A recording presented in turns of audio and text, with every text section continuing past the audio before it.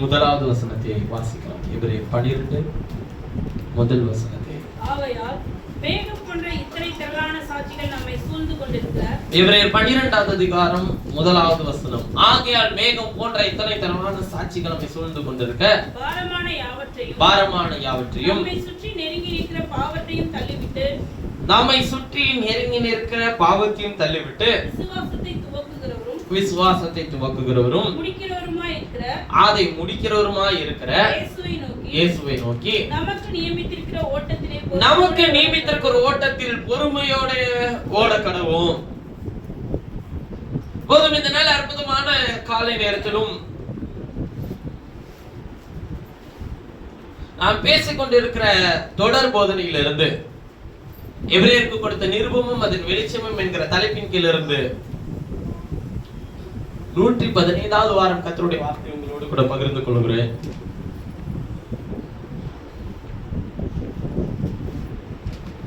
அதில் நான் இன்றைக்கு பேசும்படி எடுத்துக்கொண்ட என்னுடைய காரியம் நியமித்திருக்கிற ஓட்டம் என்கிற தலைப்பின் கீழ் இருந்து உங்களோடு கூட பேச விரும்புகிறேன். கர்த்தர் தம்முடைய வார்த்தையை தம்முடைய வேதத்தில் எழுதும் போது வேத வாக்கியம் முழுமையும் தேவ ஆவினால் அருளப்பட்டது என்றும்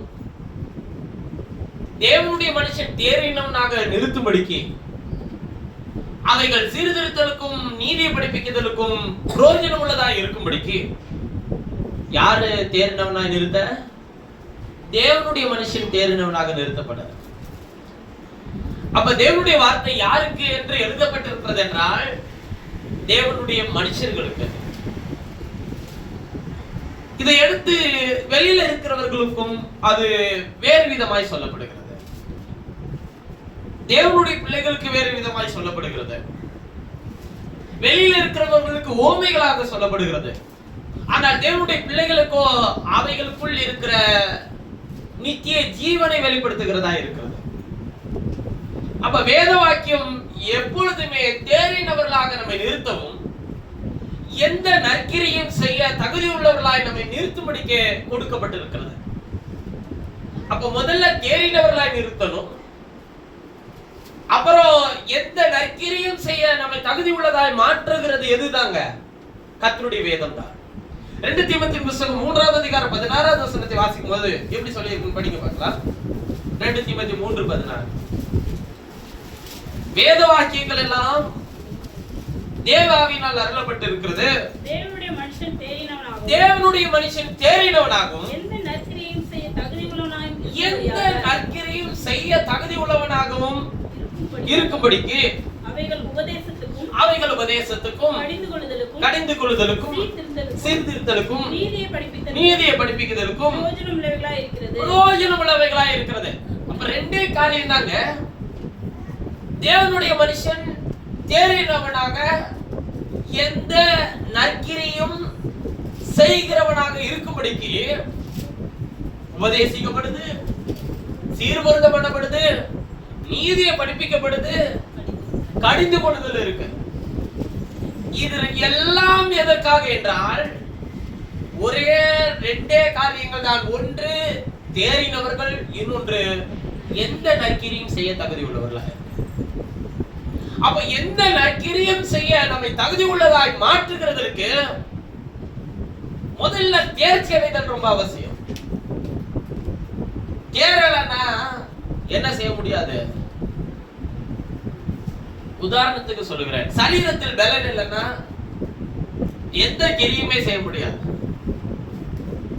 அப்ப சரீர பலன் என்பது கிரியை செய்கிறதற்கு நமக்கு மிக அவசியமா இருக்கு. இப்ப நாம் சரீர பிரகாரமாய் சோர்வுக்குள்ளே பலவீனத்துக்குள்ளே இருக்கிறோம் என்றால் எந்த வேலையும் என்ன பண்ண முடியாது. இப்ப எல்லா வேலையும் செய்யணும்னாக்க, எல்லாவற்றையும் செய்து முடிக்கணும்னாக்க என்ன வேணுங்க?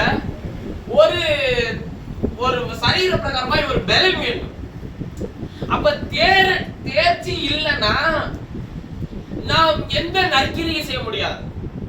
எந்த நற்கிரியும் செய்கிறதற்கு உங்களை தேற்றுகிற ஒரே ஒரு காரியம் இருக்கு. அது என்னன்னா விசுவாசத்தை பரிசோதனை செய்தல். அழிந்து போகிற பொருள் அக்கினியினாலே சோதிக்கப்படுமானால் அதை காட்டில் விலையேறப்பட்டதாக இருக்கிற உங்கள் விசுவாசம் என்ன பண்ணப்படுமா? சோதிக்கப்படும்.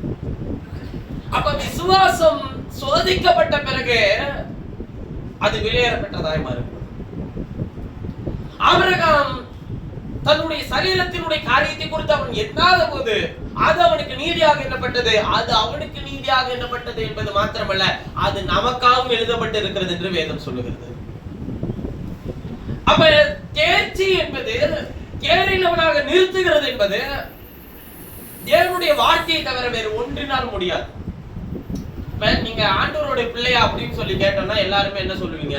ஆமா, நான் ஆண்டவரோட பிள்ளைதான் சொல்லுவேன். எதை வச்சு நீங்க சொல்றீங்க அப்படின்னு சொல்லி கேட்டா, நான் ரட்சிக்கப்பட்டிருக்கேன், ஆண்டவரோட சபைக்கு வந்திருக்கிறேன், நான் ஆண்டவரோட பிள்ளைதான் நான் சொல்லுவேன்.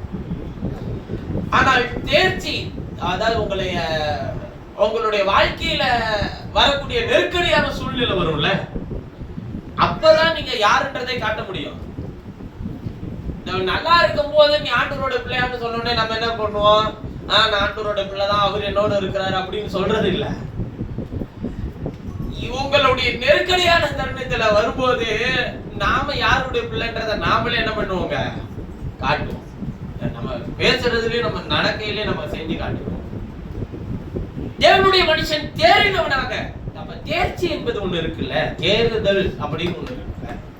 இந்த தேறுதல் என்கிற ஒரு காரியமே தேவன் நமக்கு பெற்று வைத்திருக்கிற வழி.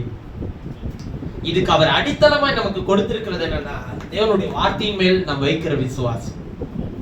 இப்ப இந்த தேர்ச்சி அடைய செய்யணும்னா, தேறினவனா நிறுத்தணும் அப்படின்னா, வசனத்தோட புரிதல் உங்களுக்கு இல்லை அப்படின்னா நீங்க என்ன பண்ணவே முடியாதுங்க, தேற முடியாது. இதெல்லாம் தேராத கேசுங்க அப்படின்னு சொல்லுவாங்கல்ல, அந்த தேராத ஒரு விஷயம் எதுல இருக்கும் அப்படின்னு சொல்லி கேட்டீங்கன்னா, வசனத்தோட அறகுற புரிதல் இருக்கிறது எதுவுமே என்ன பண்ண முடியாது, தேர முடியாது. உங்களுக்கு உதாரணத்துக்கு சொல்றேன். நீதிமானுக்கு வரும் துன்பங்கள் அநேகமா இருக்கும், தேவன் அவைகள் இருந்தெல்லாம் அவனை என்ன பண்ணுவார்? விடுவிப்பார். அவர் உமது மன விருப்பத்தின்படி அவர் உனக்கு தந்தருளி உமது ஆலோசனை எல்லாவற்றையும் நிறைவேற்றுவார்னு சொல்லி எழுதியிருக்கு. இப்ப இந்த வசனத்தை நீங்க எப்படி பாக்குறீங்க? எங்க எழுதி இருக்கு பிரதர்? சங்கீதத்தின் புஸ்தகம் 20வது சங்கீதம். அதுல எனக்கு ரொம்ப பிடிச்ச ஒரு வசனம் இருக்கு, அதே 20வது சங்கீதம். எப்பொழுதும் வேதத்தில் எல்லா வசனங்களும் மகத்துவமானது, ஆனால் எப்பொழுதும் எனக்கு பிடித்த என்னுடைய விசுவாசத்தை இன்னும் உந்துதலாய் தள்ளக்கூடிய ஒரு வசனம் அதுல எப்பொழுதும் இருக்கு.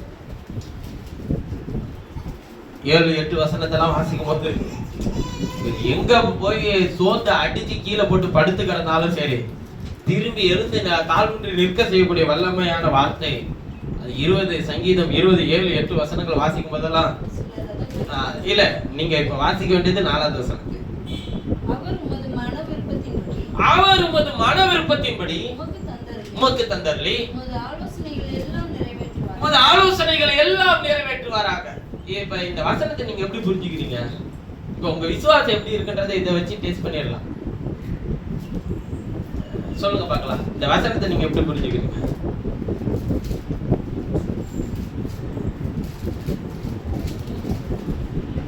உமது மன விருப்பத்தின்படி அவர் உமக்கு தந்தருளி உமது ஆலோசனைகள் எல்லாம் நிறைவேற்றுவாராக. இந்த வசனத்தை நீங்க எப்படி புரிஞ்சுப்பீங்க? இந்த போன வாரத்துல வேற இந்த குரூப்ல போட்டிருந்தோம் இல்லையா, அவர் 2 நாளைக்கு முன்னாடி வேற. இந்த வசனத்தை நாம எப்படி புரிஞ்சுக்கணும்? நீங்க எப்படி ஒரே விதமா தான் புரிஞ்சுப்பீங்க. என் மனசுல என்னென்னலாம் நான் விருப்பப்படுறேனோ அது எல்லாவற்றையும் அவர் எனக்கு தந்தருளி என்னுடைய ஆலோசனை எல்லாவற்றையும் அவர் என்ன பண்ணுவார்? நிறைவேற்றுவார். அப்படி அங்க எழுதி இருக்கா? அவர் என் மன விருப்பத்தின்படி எனக்கு தந்தருளி என் ஆலோசனை எல்லாவற்றையும் நிறைவேற்றுவார். அப்படி எழுதி இருக்கா? உமது மன விருப்பத்தின்படின்றார். அப்படின்னா என்ன? அப்படின்னா நம்ம மன விருப்பத்தின்படி இல்ல. ஆனா இந்த வசனத்தை நமக்கு எப்படி சொல்லி சொல்லி சொல்லி சொல்லி நாமளும் படிச்சு எப்படி புரிஞ்சுக்கிட்டோம்? என் மன விருப்பத்தின்படி என்னுடைய ஆலோசனை எல்லாவற்றையும் அவர் என்ன பண்ணட்டும், எனக்கு நிறைவேற்றி தருவாராக. இப்ப விசுவாச அளவு, இப்ப இவ்வளவு நாள் நீங்க என்ன விசுவாசிங்க? என் மன விருப்பத்தின்படி அப்படின்னு நம்ம நினைச்சிட்டு இருந்தோம். இப்ப அந்த விசுவாசம் உங்களுக்கு எவ்வளவு நாளா சாபமா இருந்திருக்கு நீங்க நினைக்கிறீங்க? அப்படி நான் விசுவாசிக்கிறது எனக்கு சாபமா வருது. வேதத்தை அறியாத அந்த ஜனங்கள் சபிக்கப்பட்டவர்கள் சொன்னாருங்க. யாரை பார்த்து சொன்னாருன்னு உங்களுக்கு தெரியுமா? கல்வி அறிவு இல்லாதவர்களும் வேதம் அறியாதவங்களை பார்த்து சொல்லவே இல்லை. வேதத்தை கற்று கரைந்து குடித்த பரிசேயர்கள், சதுசேயர்கள், வேதபாரர்களை பார்த்து சொல்றாரு வேதத்தை அறியாத இந்த ஜனங்கள் சபிக்கப்பட்டவர்கள்னு. யாரு? சீசர்கள் எல்லாம் வச்சுக்கிட்டு இவன் வேதம்னா என்னன்னு இவனுக்கு தெரியாது. இவன்கிட்ட சொல்றாரு வேதத்தை அறியாத அவர்கள் சபிக்கப்பட்டவர்கள். வேதபாரக பரிசேயரை பார்த்து சொன்னாரு இவரு, வீரியன் பாம்பின் குட்டிகளே, உங்களுக்கு வரும் கோபத்துக்கு வழி காட்டினவன் யார் அப்படின்னு சொல்லி சொல்றாருல யோவான் ஸ்நானகன். யாரை பார்த்து சொன்னாரு உங்களுக்கு தெரியுமா? வேதபாரக பரிசேயர்களை குறிச்சு. அவனுக்கு என்ன தெரியும் தெரியுமா? பைபிள் அத்துபடி அவனுக்கு தெரியும். இயேசு சொல்லும் போது நீங்கள் உங்கள் பிதாவாகிய பிசாசினால் உண்டானவர்கள் யாரை பார்த்து சொன்னார் தெரியுங்களா? இதே வேதபாரகர் பரிசேயர்களை பார்த்து, வேதத்தை கரைத்து குடித்தவர்களை பார்த்து. அதே போல இன்னொரு விஷயத்தை சொல்றாரு, உங்கள் இருதயத்தில் நீங்கள் ஆபிரகாமினுடைய பிள்ளைகள் என்று எண்ணிக்கொள்ளாதிருங்கள். தேவன் இந்த கல்லுகளினால ஆபிரகாமுக்கு பிள்ளைகளை உண்டு பண்ண வல்லவராய் இருக்கிறார்னு சொன்னார் இல்லையா? அது யாரை பார்த்து சொன்னார்னா அது அவங்களை பார்த்து தான் சொல்லுவாரு. இப்ப அவன் தோற்றத்தின்படி ஆபிரகாமின் பிள்ளை, விசுவாசத்தின்படி அல்ல. ஆனால் சந்ததியின்படி ஆபிரகாமின் சந்ததி, விசுவாசத்தின்படி அல்ல. அதனாலதான் ரோமர்கள் நிருபம் 9ஆம் அதிகாரத்துல ஒரு வசனம் எழுதி இருக்கு. ரோமர் 9ல ஒரு வசனத்தை வாசிக்கலாம், அப்புறம் செய்திக்குள்ள பாருங்க. என்ன நான் இத சொல்லாம நான் போய் நேரா அந்த மேகம் போன்ற தரலான சாட்சியை சொன்னா ஒண்ணுமே பிரயோஜனம் இல்லை. 5ஆம் வசனத்தை வாசிங்க பார்க்கலாம். 4ல இருந்து வாசிங்க. அவர்கள் இஸ்ரவேலரே புத்திர சுவிகாரமும் அந்த 3வது வசனத்துல அவர் பவுல் தன்னை எப்படி சொல்றாருன்றத பாருங்க. தன்னை குறித்து சாட்சி கொடுக்கிறார். அவர் மாம்சத்தின்படி என் இனத்தாராகிய என் சகோதரன் யார சொல்றாரு? இஸ்ரவேலர்களை சொல்றாரு. இனத்தாராகிய என் சகோதரருக்கு பதிலாக நானே கிறிஸ்துவை விட்டு சபிக்கப்பட்டவனாக வேண்டும் என்று விரும்புவேனே. அவர்கள் இஸ்ரவேலரே புத்திர சுவிகாரமும் மகிமையும் உடன்படிக்கைகளும் நியாயப்பிரமாணமும் தேவாராதனையும் வாக்குத்தத்தங்களும் எல்லாம் அவங்களுடையது. பிதாக்கள் முற்பிதாக்கள் ஆபிரகாம், ஈசாக்கு, யாக்கோபு, எலியா, எலிசா, மோசே எல்லாம் அவர்களுடையவர்களே. மாம்சத்தின்படி இயேசு கிறிஸ்து கூட அவங்கள்ட்ட தான் பிறந்தாரு. இவர் என்றென்றைக்கும் ஸ்தோத்திரிக்கப்பட்ட சர்வத்திற்கும் இவர்தான் தேவன். அவர் குமாரனாக வம்சத்தில் வெளிப்பட்டதாலும் இவர்தான் என்றென்றைக்கும் ஸ்தோத்திரிக்கப்பட்ட சர்வத்திற்கும் மேலான தேவன் அப்படின்னு சொல்லிட்டு அங்க புல் ஸ்டாப்ல வைக்கல. ஆமென் சொல்றாரு.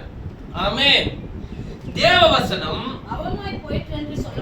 தேவவசனம் போய் சொல்லியதுன்னு நான் சொல்ல முடியாது. ஏனென்றால் இஸ்ரவேல் வம்சத்தார் எல்லாரும் இஸ்ரவேல். இப்ப என்னன்னு சொல்றாரு? இஸ்ரவேல் வம்சத்துல பிறந்த எல்லாரும் இஸ்ரவேலர்கள் கிடையாது அப்படின்ற. ஏன் அப்படி சொல்றாரு?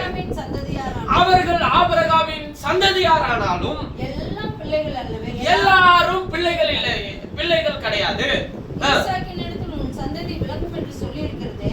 அங்கே கேத்ராளுக்கு 5 பிள்ளைகள் பிறந்தார்கள். ஆபிரகாமுக்கு ஆகாருக்கு ஒரு பிள்ளை பிறந்தது. சாராள் இடத்தில் ஒரு பிள்ளை பிறந்தது. ஆபிரகாமுக்கு மொத்தம் எத்தனை பிள்ளைகள்? 7 பிள்ளைகள். கேத்ராளுக்கு 5, ஆகாருக்கு 1, சாராளுக்கு 1, 7 பிள்ளைகள். இப்ப 7மே ஆபிரகாமின் பிள்ளை தானே? ஆபிரகாமோட பிள்ளை இல்ல 7மே ஆபிரகாமின் பிள்ளை தான். ஆனா பைபிள் என்ன சொல்லுது? ஈசாக்கின் இடத்தில் உன் சந்ததி விளங்கும் என்று சொல்லி இருக்கிறதே.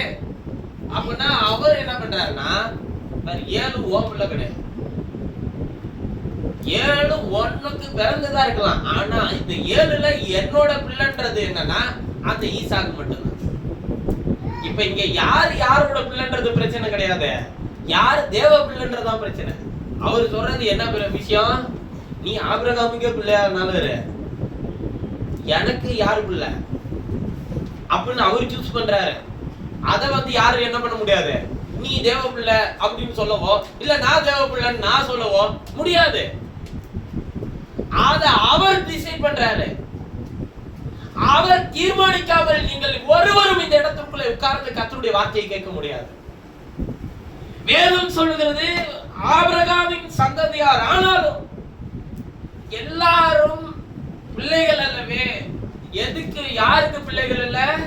தேவனுக்கு பிள்ளைகள் அல்லவே. ஈசாக்கினிடத்தில் உன் சந்ததி விளங்கும் என்று சொல்லி இருக்கிறது.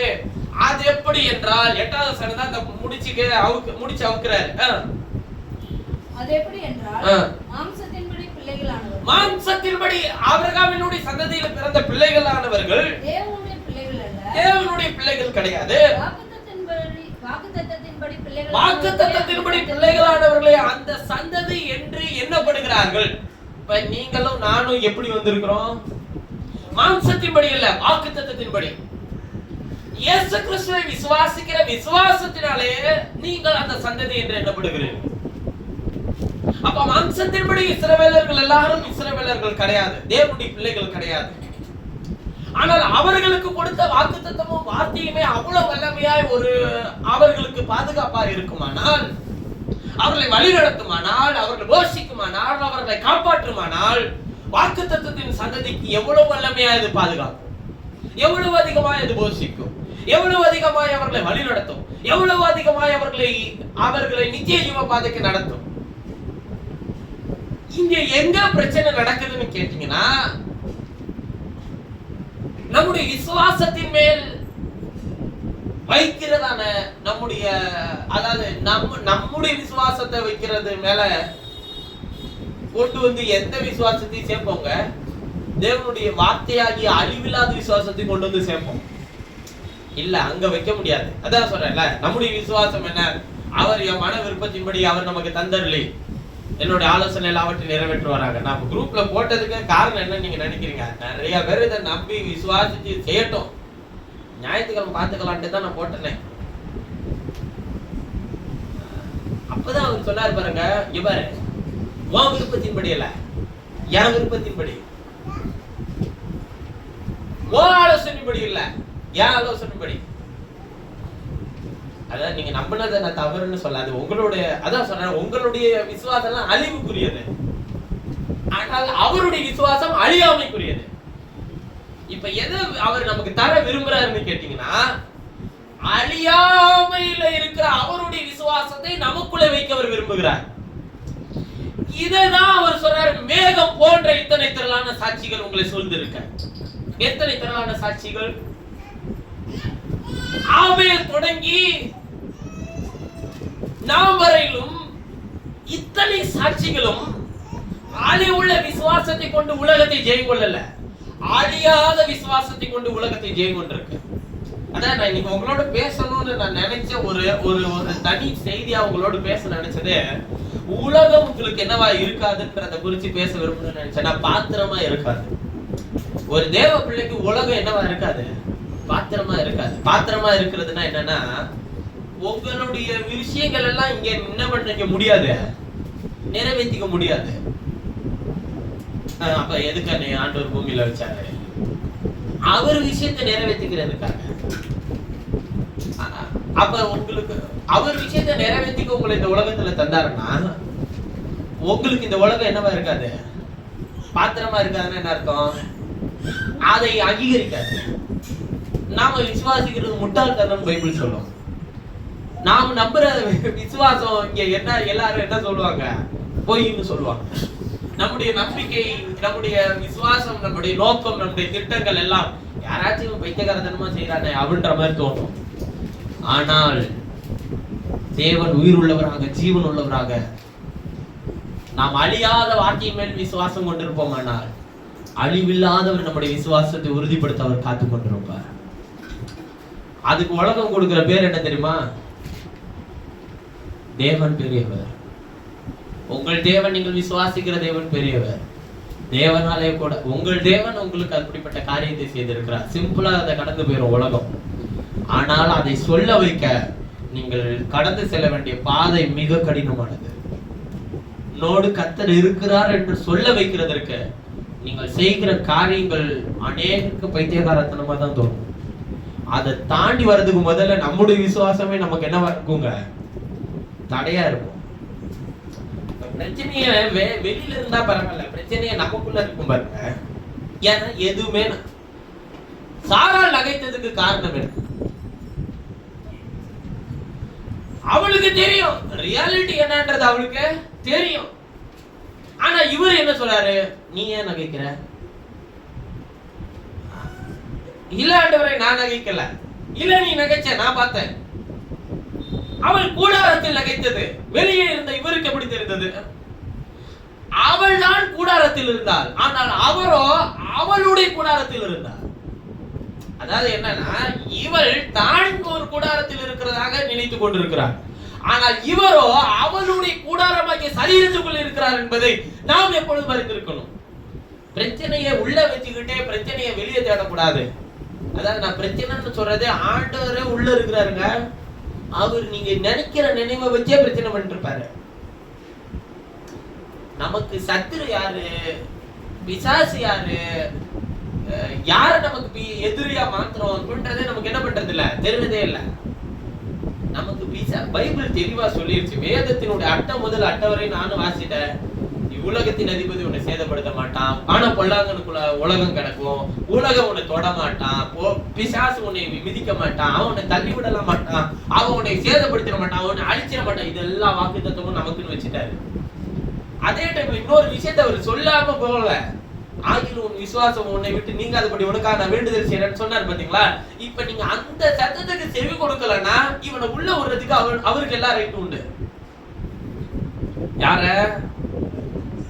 உலகத்தின் அதிபதி. அதாவது அவர்தான் பொல்லாங்கினால் சோதிக்க மாட்டாரே தவிர, பொல்லாங்கன் அவர் சொல்ற வார்த்தையை கேட்பான்.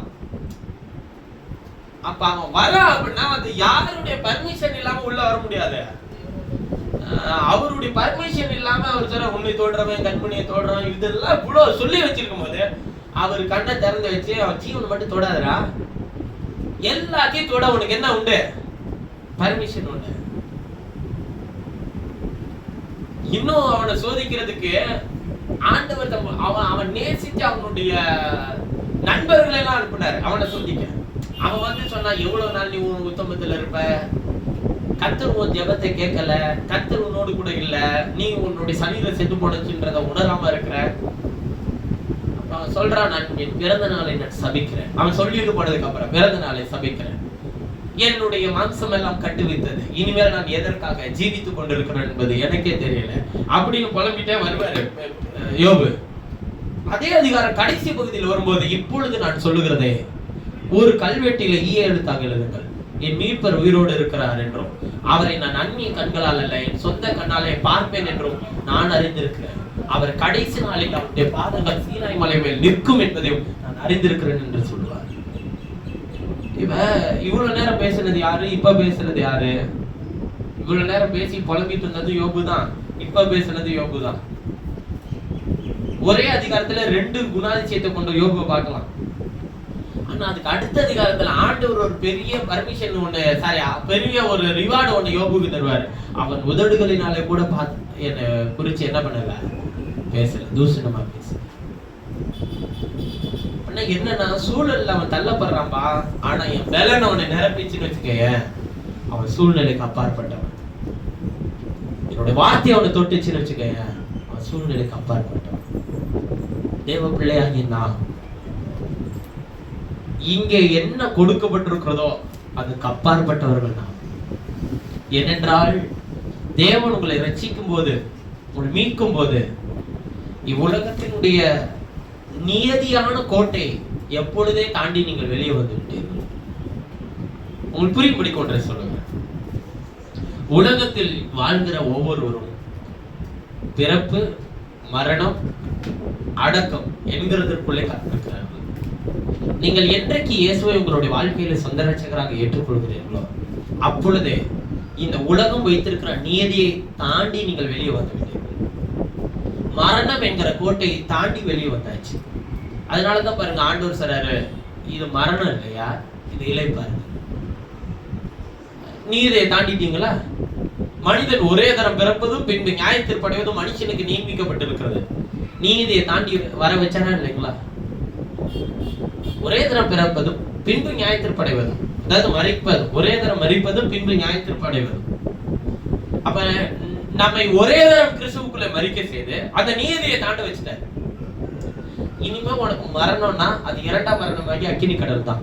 அதுக்குள்ள போறியா இல்ல நீ நித்திய ஜீவன்ல வரியான்றதுதான் மரணமே தவிர இந்த உலக பிரகாரமான சரீர பிரகாரமான பிரிவு மரணம் இல்ல. நீதியை மாத்திட்டாரா இல்லையா உங்களுக்கு? அப்ப இந்த நீதிக்குள்ள வாழ்றவனுக்கு நடக்கிறதும் நீதிக்கு அப்பாற்பட்டவனா இருக்கிறவனுடைய வாழ்க்கையில் நடக்கிறதுக்கு என்ன உண்டு? வித்தியாசம் இருக்குமா இல்லையா? எல்லாரையும் அப்படி நடத்திட்டு வந்தாரா இல்லையா?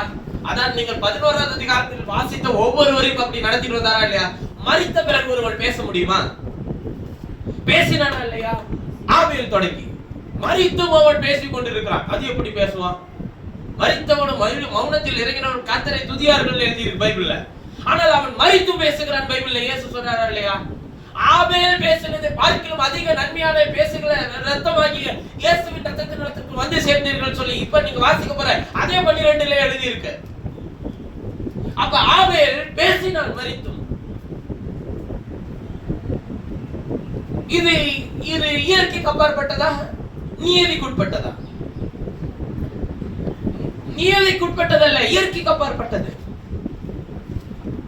நோவா தன் காலத்தில் வாழ்ந்தவர்களுக்குள்ள நீதிமான் உத்தமன் தேவனை சஞ்சரிக்கிறவனாய் இருந்தான். விசுவாசத்தினாலே பேழையை கட்டினான். நீதிக்குட்பட்டதா? அப்பாற்பட்டதா? இயற்கைக்கு அப்பாற்பட்டது. தேவன் யாரெல்லாம் தேர்ந்தெடுக்கிறாரோ அவர்களை எல்லாம் இயற்கைக்கு அப்பாற்பட்டவர்களாய் சூழ்நிலைகளிலே அவர்களை நடத்துகிறவராகவே இருந்திருக்கிறார். யாருக்கும் நீதிக்குட்பட்ட காரியத்திற்குள்ளே அவர்களை கொண்டு வரவே இல்லை. ஒவ்வொரு வாழ்க்கையினுடைய ஒவ்வொரு காலகட்டத்திலும் தேவன் இயற்கைக்கு அப்பாற்பட்ட ஒரு சூழலுக்குள்ளே அவர்களை தள்ளி வழி நடத்துகிறவராக இருக்கிறார். மோசே பிறந்த போது அவனை நேர்த்தியான பாதையில் நடத்தல. அவனை நைல் நதியில விட்டு அதிலிருந்து இயற்கைக்கு அப்பாற்பட்ட ஒரு வழிகளில நடத்தி கொண்டு போய் இயற்கைக்கு அப்பாற்பட்டவர் அவனுக்கு தரிசனமாகி 40 வருஷம் அனாதர வாழ்க்கையில அவர் இயற்கைக்கு அப்பாற்பட்டவர் அவர்களோடு கூட இருந்து பகலில் மேக சமம், இரவில் அக்கினி சமம், தூதர்கள் சாப்பிடக்கூடிய மன்னா, கண்மலிருந்து வழியக்கூடிய தண்ணீர், இதெல்லாம் புசித்து குடித்து அவர்களை வழி நடத்துகிறதை கண்ணார கண்டவர்கள் அவர்கள். நீங்கள் 11வது அதிகாரத்தில் சொல்லப்பட்ட எந்த நபரும் நியமத்துக்குட்பட்ட காரியத்தை செய்து அவர்கள் இதற்குள்ள இடம்பெறல. இயற்கைக்கு அப்பாற்பட்ட காரியத்தை கிரியைகளிலே செய்து அதை இடம்பெற்றார். பைபிள் சொல்றது விசுவாசத்தினாலே ஆபேல் விசுவாசத்தின் பலியை செலுத்தினான். விசுவாசத்தினாலே ஏனோக்கு எடுத்துக் கொள்ளப்பட்டான். விசுவாசத்தினாலே நோவா பேழைக்குள் பிரவேசித்தான். விசுவாசத்தினாலே ஆபிரகாம், விசுவாசத்தினாலே ஈசாக்கு, விசுவாசத்தினாலே யாக்கோபு, விசுவாசத்தினாலே இஸ்ரவேலர்கள், விசுவாசத்தினாலே மோசே, யோசேப்பு, இப்படி ஒவ்வொரு நபரை குறித்து வேதம் சொல்லுகிறது. விசுவாசம் என்கிற ஒரு வார்த்தை உங்களுக்கு எப்படி தோன்றுகிறது என்றால், இந்த இடத்தில் எழுதப்பட்ட விசுவாசம் என்பது நீங்கள் விசுவாசிக்கிற விசுவாசத்தின்படியான விசுவாசத்தை அவர்கள் பெற்றுக்கொண்டோ அல்லது அதை செய்தோ அவர்கள் இதில் இடம்பெறவே இல்லை. இவர்கள் எல்லாம் இயற்கைக்கு அப்பாற்பட்ட இல்லாத ஒன்றை விசுவாசித்ததினால் அவர்கள் அதை அடைந்தார்கள். ஆராதனை ஒண்ணு ஆபேலுக்கு முன்னாடி நடக்கல. ஆனால் அவன் விசுவாசத்தினாலே ரத்தம் சிந்ததில் இல்லாமல் பாவ மன்னிப்பு இல்லை என்பதை அவன் அறிந்தான். அதனாலே அது அவனுக்கு நீதியாக எண்ணப்பட்டது. ஏனோக்கு தேவனோடு சஞ்சரித்தான். விசுவாசத்தினாலே இல்லாத, அதாவது மகிமையில ஏறெடுத்துக் கொள்ளப்பட்டான். காணக்கூடாத தேவனோடு கூட வாசம் பண்ணினான். விசுவாசத்தினாலே நோவா தான் காலத்திலே மழை பெய்யாதிருந்தும் அதை விசுவாசித்து வேலையை செய்தான். முதல்ல இந்த விசுவாசம் எல்லாம் எப்படி நிறைவேறுச்சு அப்படின்றத மட்டும் நான் உங்களோட பேச விரும்புறேன். எபிரேயர்கள் நிருபம் 12வது அதிகாரம் பழுத முடிச்சிருங்க சீக்கிரம். எபிரேயர் 12 முதலாவது வசனத்தை வாசிக்க பார்க்கலாம். ஆகையால் மேகம் போன்ற இத்தனை திரளான சாட்சிகள் உங்களை சூழ்ந்து கொண்டிருக்க பாரமான யாவற்றையும் நம்மை சுற்றி நெருங்கி நிற்கிற பாவத்தையும் தள்ளிவிட்டு. பாரம் எது? பாரமான யாவற்றையும். எதெல்லாம் உங்களை பாரப்படுத்துதோ அது எல்லாத்தையும் உங்களை சுற்றி நெருங்கி நிற்கிற பாவத்தின்ற நெருங்கி நிற்கிற பாவம் எது? விசுவாசத்தை துவக்குகிறவரும் இல்ல, நம்ம அது அப்புறம் விசுவாசத்தை துவக்கினவர்கிட்ட போவோம். உங்கள் பாரமான யாவற்றையும் உங்களை சுற்றி நெருங்கி நிற்கிற பாவத்தின்றார்ல. பாவம் எது? பாரம் எது? பாவம். பாவம் முதல்ல சொல்லல, என்ன சொல்றாரு? பாரம். அப்புறம் தான் பாவம். பாரப்படுறவன உலகம் பாவமா தான் பார்க்கும், சரிதானே? யாரெல்லாம் பாரத்தை சுமக்கிறான்னா அவன உலகம் என்ன பண்ணும்? பாவமா பார்க்கும். உண்மையிலே வார்த்தையெல்லாம் தமிழ்ல நிறைய விஷயத்த மாத்திட்டோம். பாவம் கிடையாது, அது பாவம். பாவம் வேற, பாவம் வேற. அதாவது பாவமா இருக்கிறாங்க அப்படின்னு சொல்றது தப்பு செஞ்சு பாவம் இல்ல, பாவம் வேறு. பாவம்ன்ற வார்த்தை சொல்லி சொல்லி சொல்லி பாவமா இருக்கிறாங்க அப்படின்ற மாதிரி வந்துருச்சு. பாரம் யாவற்றையும் நம்மை சுற்றி நெருங்கி நிற்கிற பாவத்தையும்ன்றாரு. பாரம் எது பாவம் எதுன்னு கண்டுபிடிச்சிட்டோம்னா நமக்கு விசுவாசத்தை எங்க துவக்குவாரு, எங்க போய் முடிக்க வைப்பாருன்றது தெரிஞ்சிடும். முதல்ல பாரம் எது அப்படின்னு சொல்லி கேட்டீங்கன்னா இளைப்பாறுதல் இல்லாமல் இருக்கிறது.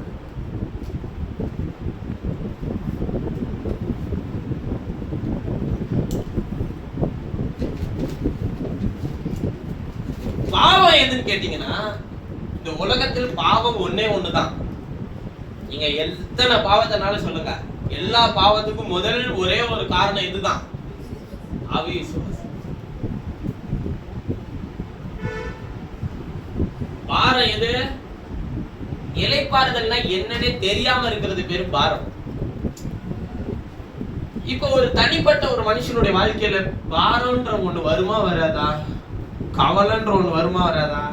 மனுஷனா பிறந்தா வரும். ஆனா ஒரு மனுஷனுக்கு கர்த்தருடைய வார்த்தை உள்ள போகும்போது என்ன வரும்னா ஒரு இளைப்பாறுதல் வரும். அதாவது பாரத்தை யாராச்சும் ஷேர் பண்ணிக்கிட்டா என்ன வருங்க? ஒரு இளைப்பாறுதல் வரும். நான் இருக்கிறேன்ற ஒரு வார்த்தையை சொன்னா அதுக்கு என்ன வரும்? ஒரு இளைப்பாறுதல் வரும். நான் உன் கூட இருக்கிறேன்னு சொன்னா இன்னும் கொஞ்சம் இளைப்பாறுதல் வரும். நம்ம ரெண்டு பேரும் ஒன்னா சேர்ந்து பயணிப்போம்னா இன்னும் கொஞ்சம் இளைப்பாறுதல் வரும்.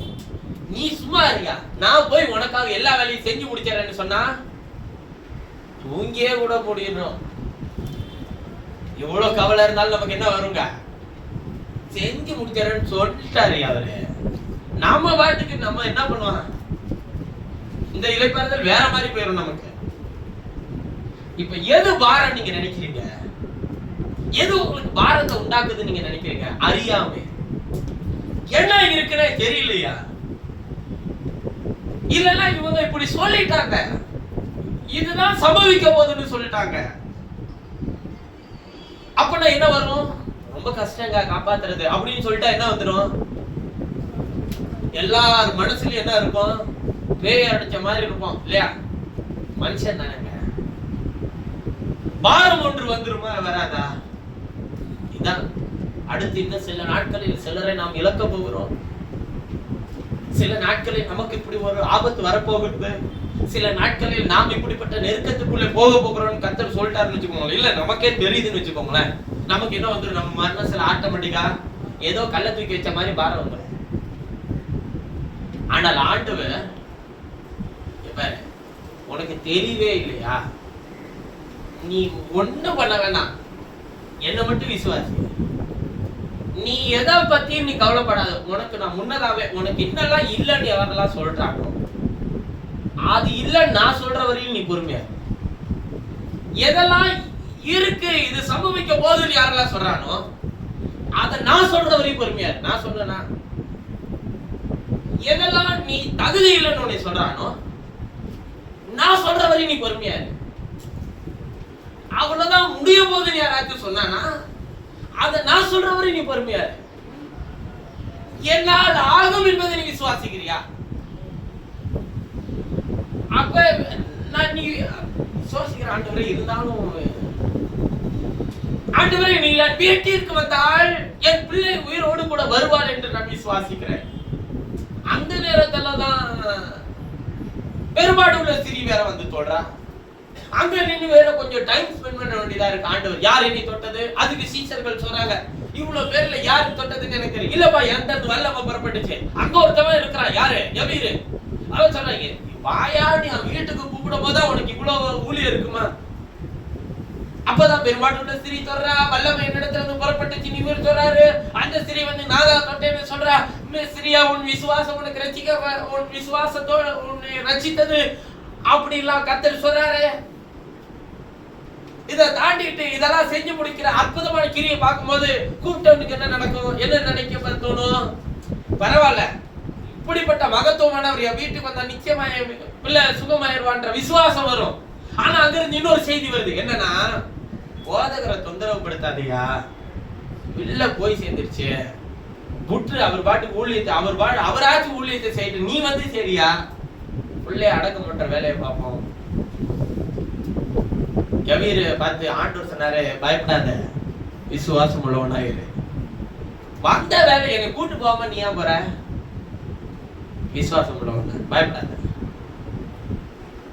அவரு சொல்ற வரையும் அங்க எதுவுமே கிடையாது. அவரு அங்க அங்க அதுக்குள்ள என்னத்தை உண்டாக்கிட்டாங்க. அங்க சாமியான பத்தல் போட்டு தார தட்டையெல்லாம் வச்சு எல்லா வேலையும் செஞ்சுட்டு இருக்கிறாங்க பாட்டுக்கு. அதுவும் அவர்கள் பிள்ளையை சுற்றிலும் உட்கார்ந்து அழுது கொண்டிருக்கிறத இயேசு கண்டு, இவர்கள் ஏன் அழுகிறார்கள்? பிள்ளை இளைப்பாறு நிலையில இருக்கிறது. இவருக்கு தெரியுங்க அதை உயிரோட இருக்க போறேன்னு. ஆனா இருக்கிறவனோட நிலைமெல்லாம் அவன் சிரிக்கிறான். எங்க வீட்லயே சிரிப்பான் பாத்தீங்களா? அது மாதிரி சிரிப்பு வருது. இவன் என்ன சொல்றான், இப்படி சிரிக்கிறவன்லாம் எவன் இங்க இருக்க கூடாது, வெளியே கிளம்பு, பேதுரு யாக்கோபு யோவான் நீ மட்டும் உள்ளவா. ஏன்னா இவங்களுக்கு நல்லா தெரியும் மறுபமலையில இவர் என்ன செஞ்சு காட்டினாருன்னு நல்லா தெரியும். அவர் யாருன்றது தெரியும். உமக்கு ஒரு கூடாரம், மோசைக்கு ஒரு கூடாரம், எலியாவுக்கு ஒரு கூடாரம் போட்டு நம்ம இங்கே இருந்துக்கலாம், கீழே வேணான்னு சொன்னவங்க இவங்க 3 பேரும். அதனால இவர் யாருன்றது தெரிஞ்சதுனால இவங்க 3 பேரை மட்டும், அந்த 12லயே இது 3 தான் தெரிச்சு. 12 எடுத்துட்டு போல, இதெல்லாம் சீச பிள்ளைங்க எல்லாரும் வா உள்ள வா அப்படின்னு எடுத்துட்டு போல. அவர்கிட்ட இருந்தது மொத்தம் 82 சீஷர்கள். இயேசு தம்முடைய சீஷர்களா சூஸ் பண்ணி வச்சது எத்தனை பேருங்க? 82 பேரு. ஒரு நாள் பிரசங்கிச்சார், என் மாம்சத்தை புசித்த என் ரத்தத்தை பானகம் பண்ணுகிறவனுக்கு நித்திய ஜீவன் உண்டு, நான் அவனை கடைசி நாள் எழுப்புவேன்னா. 70 பேர் ஓடிட்டான். சோறு தின்னவனு போயிட்டான், சுகம் பெற்றவனு போயிட்டான், ஆரோக்கியத்தை வாங்கினவனு போயிட்டான், எல்லாரும் போயிட்டான். இவன் மாம்சத்தை எப்படி நமக்கு புசிக்க கொடுப்பான்? இது வேதத்துக்கு புறம்பா இருக்கிறதே. அவர் இன்னும் பிரசங்கத்தை முடிக்கல, அதுக்குள்ள 10 பேர் எழுந்துச்சு போயிட்டான். 12 பேரை பார்த்து சொல்றாரு, நீ போய் விட மனதா இருக்கிறியா? அதுக்கு இந்த 12ல ஒருத்தர் சொன்னான், அந்த 12 பேரை காப்பாத்துறதுக்கு இவன் ஒருத்தன் தான் பேசிப்பான். அப்பப்ப அவன் சொல்லுவான், எங்கே ஆண்டவரே போவோம். பாருங்க, 12 பேருக்கு ரெப்ரசன்டேட்டிவ் இவருதான், தலைவர் மாதிரி. எங்கே ஆண்டவரே போவோம்? ஏன் நான் எங்க போவேன் ஆண்டவரே, நித்திய ஜீவசனங்கள் உண்டு அப்படி சொல்ல. எங்கே ஆண்டவரே போவோம், நித்திய ஜீவசனங்கள் உம்மிடத்தில் அல்லவோ இருக்கிறது. சரி நான் அவர் பேசாம சரி என் பின்னே வா அப்படின்னு எதுவுமே சொல்லல. ஏன்னா இந்த 12லயும் எது தேர்வுன்றது அவருக்கு தெரியும். 9 விட்டுட்டு 3 மட்டும் கூப்பிட்டு மறுரூபமலைக்கு போனாரு. எக்ஸமன தோட்டத்தில் இவர் ஜெபம் பண்ணும்போது கூட ஒரு பகுதியை அவர் நிறுத்தி வைத்து அந்த 3 பேரை தனியா அழைத்து கொண்டு போனார். அந்த 3ஐயும் ஒரு இடத்துல விட்டுட்டு இவர் தனியா போயிட்டு ஜெபம் பண்ணிட்டு வந்து இவங்க 3 பேரை பார்த்தா இவனும் தூங்கிட்டு இருக்கான், அவனும் தூங்கிட்டு இருக்கான். அப்பதான் ஆண்டவர் கேட்கிறாரு, எனக்கா ஒரு மணி நேரம் ஆச்சு வில் தெரிஞ்சு ஜெபம் பண்ணக்கூடாதா? இதை இங்க நிறைய பேர் எப்படி புரிஞ்சுக்கிறாங்க? ராத்திரில 1 மணி நேரம் ஆச்சு விழிச்சிருந்து ஆண்டவருக்காக என்ன பண்ணுவான்? இன்னைக்கு ஆண்டவர் பாடுபட போல, அன்னைக்கு பாடுபடுறதுக்காக 1 மணி நேரம் விழிச்சிருந்து ஜெபம் பண்ண சொன்னார். இன்னைக்கு ஆண்டவர் பாடுபட போறாரா? இல்ல. இப்ப 1 மணி நேரமாச்சு எனக்கா விழித்திருக்க கூடாதுன்றல. விழித்திருக்கிறதுல என்ன இவன் என்ன நினைச்சிட்டா, அன்னைக்கு தூக்கத்துல எப்படி விழிச்சிருக்கணும்னு சொன்னாரோ அது மாதிரி இன்னைக்கு முழு இரவு ஜெபத்தை பண்ணி வச்சுட்டாங்க. தூங்காம இருன்னு சொல்ல. விழிப்பு என்பது 2 நிலையில் இருக்கிறது. ஒன்று சரீர பிரகாரமான விழிப்பு, இன்னொன்று புரிதல், அறிதலும் ஒரு விழிப்புணர்வு. அதாவது கண் முகாம், காது முகாம், இதெல்லாம் பரவாயில்ல. விழிப்புணர்வு முகாம், இந்த தொற்று பரவாமல் இருக்க, அது என்ன விழிப்புணர்வு? எவனு தூங்காம வந்து சரி ராத்திரில தான் போறான், அவன் காலில் போறான். விழிப்புணர்வையும் அப்படிதான் சொல்லுவாங்க. புரிதல், இதை குறிச்சதான ஒரு நாலேஜ் வேணும் அவனுக்கு. எந்த சூழ்நிலையில இருக்கிறோன்றதான புரிதல் இருக்கணும் ஐயா. பாருங்க, இப்ப இவன் பாரத்தோடு வந்தான், ஆனா இவன் பாவத்தோடு போயிடக்கூடாது. அதுக்குதான் அவர் சொன்னாரு, பயப்படாத, விசுவாசம் உள்ளவனாயிரு. ஏன்னா இங்க பாவத்தை உண்டாக்குறது எது? அவிசுவாசம். செய்தி என்னவானாலும் இருக்கட்டுங்க, செய்தி தகவல் என்ன வேண்டுமானாலும் இருக்கட்டும், இவர் வாயிலிருந்து வரவரையில் பொறுமையா இருக்கு. என்ன வேண்டுமானாலும் இருக்கட்டும், அப்பதாங்க அவர் கிரியை செய்வாரு. இவன் செய்தது, இவன் கண் குருடனா பிறந்தது இவன் செய்த பாவமா, பெற்றோர்கள் செய்த பாவமா? குருட, வியாதி, சரீரத்தில் பலவீனம், குஷ்டரோகம், பிறப்பிலே ஊனன், செவிடன், காது கேட்காதவன், கண் தெரியாதவன், இவன் நல்லா பார்த்தா யூதர்கள் வச்ச பேர் என்ன தெரியுமா? இவன் சபிக்கப்பட்டவன், பாவத்தில் பிறந்தவன். அப்ப பாவம் இல்லாம பிறந்துட்டானா அவன் நல்லா பிறந்திருப்பான் அப்படின்னு. அப்படிங்கிறது யாருடைய எது சட்டம்? நியாயப்பிரமாணத்தின் சட்டம். ஆனா இவர் தேடி தேடி போனது எல்லாரும் யார? எவனெல்லாம் இவன் முடியாதவன், இயலாதவன், கண்ணு தெரியாதவன், குருடன், குஷ்டரோகன், எவனெல்லாம் இவன் ஒதுக்கி வச்சானோ அவனெல்லாம் இவர் தேடி போய் நீதிமான்கள் இல்ல, அதாவது நீதிமானா பிறந்திருக்கிறேன்னு சொல்றவனே இல்ல, பாவியா பிறந்திருக்கிற நீ யாரெல்லாம் சொல்லி அவன் பாவத்திலையும் பிறக்கலையா, என் தேவநாம மகிமைப்படும்படிக்கு அவன் எல்லாம் அப்படி பிறந்திருக்கிறாயா? அவனை தேடி போய் அவனுக்கு கண்களை குருடை நீக்குகிறதும், செவிடை கேட்க செய்கிறதும், முடவனை நடக்க செய்கிறதும், தேவன் இயற்கைக்கு அப்பாற்பட்ட கிரியைகளை இயற்கைக்கு அப்பாற்பட்டவருடைய வாழ்க்கையில செய்து காண்பித்தார். அப்படிப்பட்டவர் விசுவாசிக்கிற நாம இப்ப தகவல்களை நம்பலாமா, தேவனுடைய வார்த்தையை நம்பலாமா? எனக்கு ஒண்ணும் புரியல. அது எப்படி விசுவாசிக்கிறது? பைத்தியக்காரனா மட்டும்தான் இருந்தா மட்டும்தான் என்ன பண்ண முடியும்? விசுவாசிக்க முடியும் ஆண்டவரை. ஆண்டவர் சொல்றாரு, உலகத்தில் ஞானவான்களை விற்கப்படுத்தும்படிக்கு பைத்தியங்களை தான் நான் தெரிஞ்சுக்கிட்டேன். அப்ப நீ என்னவா இருக்கணும்? நீ பைத்தியமா இருக்கியா? எதிரே நீ பைத்தியம்னா நீ மண்டையை பிச்சுட்டு சுத்த வேணாயா? நான் செய்து முடிக்கிறவரை நீ பொறுமையா இரு. அவனுக்கு உன்னை பார்த்தா எப்படி தோணும்? பைத்தியமா தான் தோணும். உற்றை அவன் அப்படியே நினைச்சிட்டு போட்டோம். நீ ஞானமான என்கிட்ட காட்ட வேணாம். ஏன்னா உன்னை பைத்தியமானா வச்சது நான் தான்.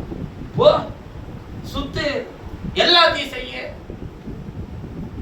ஆனா நான் உன்னை செய்யாம உன்னால ஒண்ணுமே செய்ய முடியாது. நான் உன்னை கொடுக்காம உன்னால ஒண்ணுமே வாங்கிக்க முடியாது. நான் உன்னை ஒண்ணு வேணும்னு உனக்கு கட்டளை இட்டேன்னா அதை தடுத்து நிறுத்த ஒருத்தனால முடியாது. நான் உன்னை தகுதிப்படுத்த நினைச்சிட்டேன்னா எவனும் நீ தகுதி இல்லைன்னு சொல்ல முடியாது. சாமுவேலுடைய பார்வையில தகுதியானவர்கள் அந்த வீட்டில் நிறைய பேர் இருந்தாங்க. ஆனா தேவனுடைய பார்வையில தகுதியான ஒருத்தவன் அங்க ஆடு மேய்ச்சிட்டு இருந்தான். ஆடு மேய்க்கிறவன் எதுக்கு தகுதி இல்ல? ராஜாவாக தகுதி இல்லைன்றது தீர்க்கதரிசிக்கு தெரியும், வீட்டுல இருக்க அப்பாவுக்கும் தெரியும். ஆனா அவன் தான் தகுதியானவன்றது யாருக்கு மட்டும்தான் தெரியும்? தேவனுக்கு மாத்திரம் தான் தெரியும். உன்னை தகுதிப்படுத்தினவர் கிறிஸ்து. அவருடைய பிள்ளையாகிறதற்கு தகுதிப்படுத்தியிருப்பார். ஆனால் உன்னுடைய வாழ்க்கையினுடைய ஒவ்வொரு காரியத்தையும் நியமித்தவர் யாரு? அப்ப விசுவாசத்தை துவக்கி விட்டவர் அவருனா முடிக்க போறவரும் அவரை முடிக்க விடாம நாம எதையாச்சும் வந்து வச்சு முடிச்சிட வேணான்ற. நாம எதையோ ஒண்ண வச்சு அதை முடிக்க கூடாது, ஃபைல க்ளோஸ் பண்ண வேணாம். அவர் முடிக்கிற வரையும் அந்த ஃபைல் மனுஷர்களால் முடிக்கப்பட்டதா இருந்தாலும் அது திறந்தே இருக்கும் தேவனுடைய பார்வையில். அத உங்கள்கிட்ட கேட்டுக்கிட்டே இருப்பாரு. உன்னை யார முடிக்க சொன்னதுன்னு கேட்பாரு. நீ யார் அதை சொல்றதுக்குன்னு கேட்பாரு. நீ யார் அதை முடிவு பண்றதுக்குன்னு கேட்பாரு. இப்ப நீங்க சொல்லுங்க, யாரு அது? நீங்க யாரு? முடிவு பண்ண நீங்க யாரு? இன்னைக்கு இதை தரணும்னு ஆண்டவர் டிசைட் பண்ணாருன்னா அதுக்கு முன்னாடி நாள் நீங்க போனாலும் அங்க என்ன இருக்காது? ஒரு மீனும் வகப்படவில்லை. ராத்திரி முழுசும் பிரயாசப்பட்டேன். ராத்திரி தான் மீன் பிடிக்கணும், தெரியும்ல உங்களுக்கு. ஆனா ஒரு மீன் என்ன பண்ணல, கிடைக்கல. இவரு உட்காந்து படகை கொடுத்து உட்காந்து பிரசங்கம் பண்ணதுக்கு அப்புறம் இவர் எந்த டைம்ல கூட்டு போறாரு? எந்த நேரத்துல பிடிக்கவே கூடாதோ அந்த நேரத்துல அவர் கூட்டு போவாரு. கூட்டிட்டு போய் வலைய வலது பக்கமா போடு. ஆண்டவரே, ராத்திரி முழுசும் போட்டவே ஒண்ணு கூட கிடைக்கலையா, ஆகியோருடைய வாக்கின்படி நான் வலைய போடுகிறேன். அவன் எதிர்பார்க்கவே இல்லை. வலை கிளியத்தக்கதாக படகு அமிழத்தக்கதாக திரளான மீன்களை கொடுத்தார். கர்த்தர் கொடுக்கும்போது என்ன சொன்னாருன்னா, வித்து பெரிய பிசினஸ் மேன் ஆகி அதுல கொண்டு தசமாவும் போடுன்னு சொல்ல, இது எல்லாவற்றை விட்டு என்ன பின்பற்றி வாழ்ந்தாங்க. அப்ப நோக்கம் என்னன்னா, உன்னால எவெல்லாம் உன்னை முடியாது, நீ செய்ய மாட்ட, நீ நினைக்கிறியோ அதை நான் உன் வாழ்க்கையில செய்யறதுனுடைய நோக்கம் என்னன்னா, நீ பெரிய ஆள் ஆகணுன்றதுக்கு இல்ல, உன் வாழ்க்கையில விசுவாசத்தை துவக்கினவர் யார் என்றும் முடிக்கிறவர் யார் என்றும் காண்பிக்கிறதுக்காக. அப்ப அவருக்கு ஸ்பேஸ் வேணும்ல. இவரு அப்பதான் கிளம்பிட்டாரு எவீர் வீட்டுக்கு. வழியில பிரச்சனை இல்ல, ஒருத்தி சுகமாயிட்டான். அது கொஞ்சம் நமக்கு விசுவாசத்தை அப்படி உண்டாக்கும் போது அங்கிருந்து இன்னொரு தகவல் வருது, வேணாயா விட்டுரு, போதகர் என்ன பண்ணாரு, தொந்தரவுப்படுத்தாரு. இப்ப இந்த விஷயம் போதகர்கிட்ட போவே இல்லை, யார்கிட்ட மட்டும்தான் வந்துச்சு செய்தி, யவீருக்கு மட்டும்தான் வந்துச்சு செய்தி. ஆனா போதகருக்கு இந்த செய்தியை போல, ஆனா போதகர் நன்றாக இருந்திருக்கிறார். யவீர் பயப்படுறான், என்னெல்லாம் கலங்குது, வீட்டுக்கு கிளம்பி போகணும். போதகர்கிட்ட சொல்லிட்டு என்ன பண்ணுவான், கிளம்புறோம், போய் வேலையை நடக்க வேண்டியத பார்ப்போம். போதகர் அதுக்கு முன்னாடி அவரை பார்த்து சொல்றாரு, யவீரு பயப்படாத, விசுவாசம் உள்ளவனாக நான் போவோம், பிள்ளை மறிக்கலையா, அது என்ன பண்ணிட்டு இருக்க, தூங்கிட்டு இருக்க. இவர் உள்ளே போனார், தளி தாக்குமி சிறு பெண்ணை எழுந்திரு என்று சொன்னார். அங்கே ஜீவன் உண்டானது. ஜீவாதிபதி கிரியை செய்கிறதற்கு சில வினாடிகள் போதும், ஜீவன் அங்கே உள்ளே பிரவேசிக்கிறதற்கு சில மணி நேரங்கள் போதும். மனுஷனால் கூடாதது தேவனால் கூடும், தேவனால் எல்லாம் கூடும். விசுவாசத்தை துவக்கினவருக்கும் முடிக்கிறவருக்கும் கொஞ்சம் ஸ்பேஸ் கொடுங்க ஐயா. அவர் ஜீவாதிபதி, அவர் எல்லா விஷயங்களையும் மனுஷர்களுடைய நோக்கத்தின்படி அல்ல, தேவன் தம்முடைய விலையேறப்பட்ட நோக்கத்தின்படி அவர் வைத்திருக்கிற வழிகளில் நம்ம நடத்த வல்லவராக இருக்கிறார். அவர் நேற்றும் இன்றும் என்று மாறாதவர். அதனாலதான் சொன்னார், மேகம் போன்ற இத்தனை திரளான சாட்சிகள் உன்னை சூழ்ந்து கொண்டிருக்க. இத்தனை சாட்சியை நான் வச்சிருக்கும் போது உன் பக்கத்தில் நிற்கிற பாரத்தையும் உங்க நெருங்கி நிற்கிற பாவமாகி அவிசுவாசத்தையும் உதிரைத்து விசுவாசத்தை துவக்கினவருக்கு இடம் கொடு, உன் வாழ்க்கையில முடிக்க போகிறவருக்கு இடம் கொடு. இதுக்கு இடைப்பட்ட இடைவெளியில வரக்கூடிய பாரத்தையும் பாவத்தையும் உதிரித்தலை அவரை மட்டும் உறுதியா பிடிச்சுக்க. உனக்கு நியமிக்கப்பட்டிருக்கிற ஓட்டத்தில பொறுமையாய் நியமிக்கப்பட்டிருக்கிற ஓட்டம் சில நேரத்தில் சீலோவாம் குளத்தில் இருக்கலாம். நியமிக்கப்பட்டிருக்கிற ஓட்டம் சில நேரத்தில் தகவல்கள் மரணத்தின் தகவல்களாக கூட இருக்கலாம். நியமிக்கப்பட்டிருக்கிற ஓட்டம் சில நேரத்தில் யாராலும் தீர்க்க முடியாத பெரும்பாடு. அந்த தெருவில் இயேசு நடந்து போகும்போது தான் தீர்க்கப்பட வேண்டும் என்று தீர்மானிக்கப்பட்டிருந்தால் நீ அதற்குள்ளேதான் பிரவேசித்து ஆக வேண்டும். ஆக மொத்தம் எப்படியோ விசுவாசத்தை துவக்கினவரும் முடிக்கிறவரும் இயேசுவே உனக்கு இறுதியா இருப்பார். அவர் எதை நியமித்திருக்கிறாரோ அதை சந்தோஷமா ஏற்றுக்கணும். ஆனால் மனுஷனுடைய இருதயம் அதை ஒரு நாளும் அங்கீகரிக்காது. மனுஷனுடைய இருதயம் ஒரு நாளும் அதை தாங்கிக் கொள்ள முடியாது. ஆனால் தேவன் கிரியை செய்ய கொஞ்சம் இடம் கொடு.